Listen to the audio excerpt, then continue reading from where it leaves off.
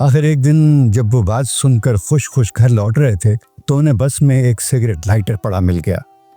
چنانچہ پہلے ہی bus stop پر اتر پڑے اور لپک کر گولڈ فلیگ سگریٹ کا ڈبہ خرید لیا۔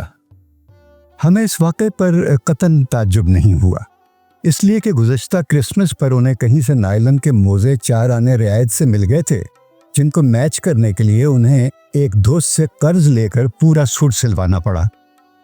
سگریٹ اپنے جلتے ہوئے ہونٹوں میں دبا کر لائٹر جلانا چاہا تو معلوم ہوا کہ اندر کے تمام پرزے غائب ہیں۔ اب ماچس خریدنے کے علاوہ کوئی چارہ نہ رہا۔ ہم نے اکثر یہی دیکھا کہ مرزا پیمبری لینے کو گئے اور آگ لے کر لوٹے۔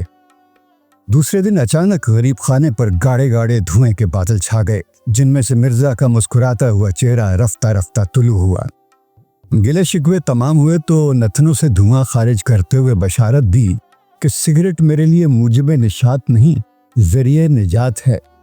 اتنا کہہ کر انہوں نے چٹکی بجا کے اپنے نجات دہندہ کی راکھ جھاڑی اور قدرے تفصیل سے بتانے لگے کہ سگریٹ نہ پینے سے حافظے کا یہ حال ہو گیا تھا کہ ایک رات پولیس نے بغیر بتی کے سائیکل چلاتے ہوئے پکڑ لیا تو اپنا صحیح نام اور ولدیت تک نہ بتا سکا، اور بفضل ہی اب یہ عالم ہے کہ ایک ہی دن میں آدھی ٹیلی فون ڈائریکٹری حفظ ہو گئی۔